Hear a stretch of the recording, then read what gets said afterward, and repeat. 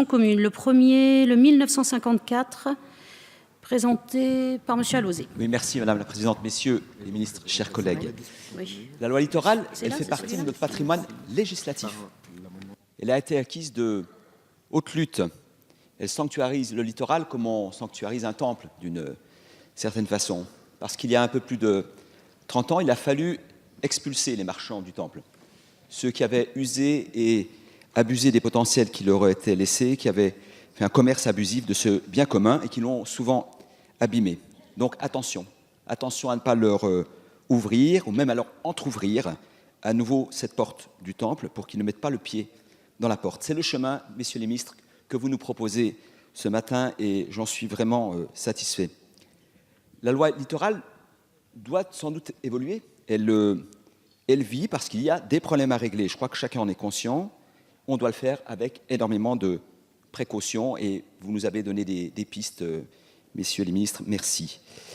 En prenant en compte l'extrême sensibilité de nos concitoyens sur ce sujet et même la suspicion de nos concitoyens par rapport aux enjeux financiers qui pourraient être sous-jacents. Cette situation de suspicion est finalement comparable à celle qui a nourri la polémique sur le glyphosate. Patrimoine naturel, capital santé, même prudence, la même prudence s'impose. Donc, et fort de ce débat, je pense, sur le glyphosate il y a quelques jours, quelques heures, le gouvernement a pris la mesure des enjeux politiques et propose des amendements, et notamment ici, un amendement assez proche du mien, qui va dans le même sens, pour faire évoluer ce texte. Et donc, votre proposition, messieurs les ministres, vont éviter les dérives et nous rassurer. Merci.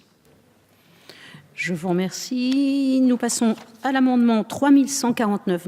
Nous parlions juste avant, sous-amendé, donc présenté par le gouvernement.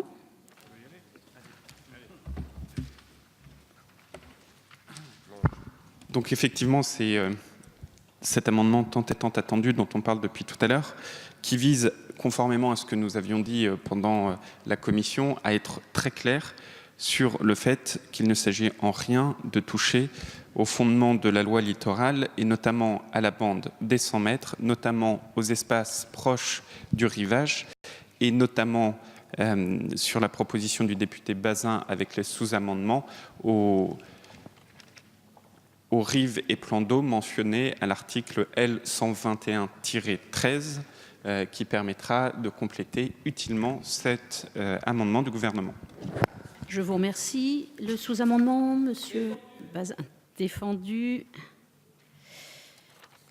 L'avis de la commission, monsieur le rapporteur. Très favorable. Je voudrais vraiment remercier le gouvernement pour son écoute et vous tous d'ailleurs pour le travail qui a été fait, je crois, en commission et encore entre la commission et l'hémicycle. Je crois que c'est vraiment l'exemple même de l'état d'esprit dans lequel qu'on voulait imprimer à cette législature et je crois que vous y participez grandement. Merci à tous. Je vous remercie. L'avis du gouvernement est favorable, bien sûr.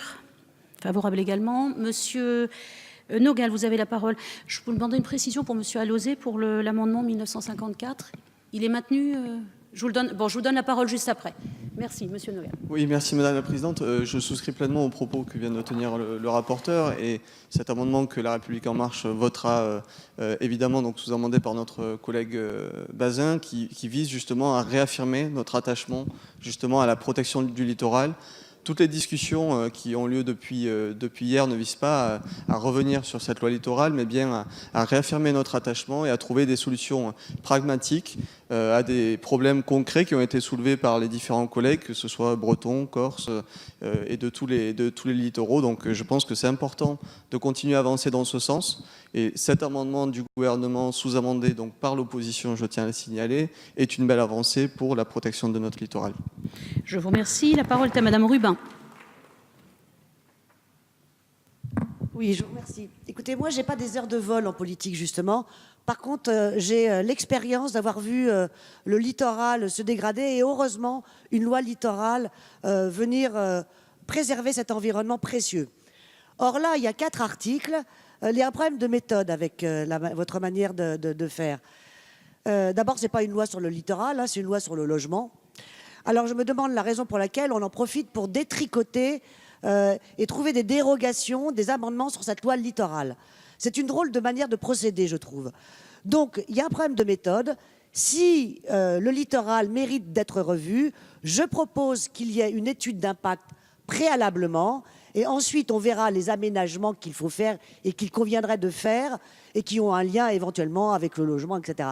Mais là, j'ai l'impression qu'il y a véritablement le problème. On profite de cette loi pour tricoter des choses dont on ne saurait même pas l'impact, dont on ne connaîtra même pas l'impact en matière d'environnement. Je vous remercie.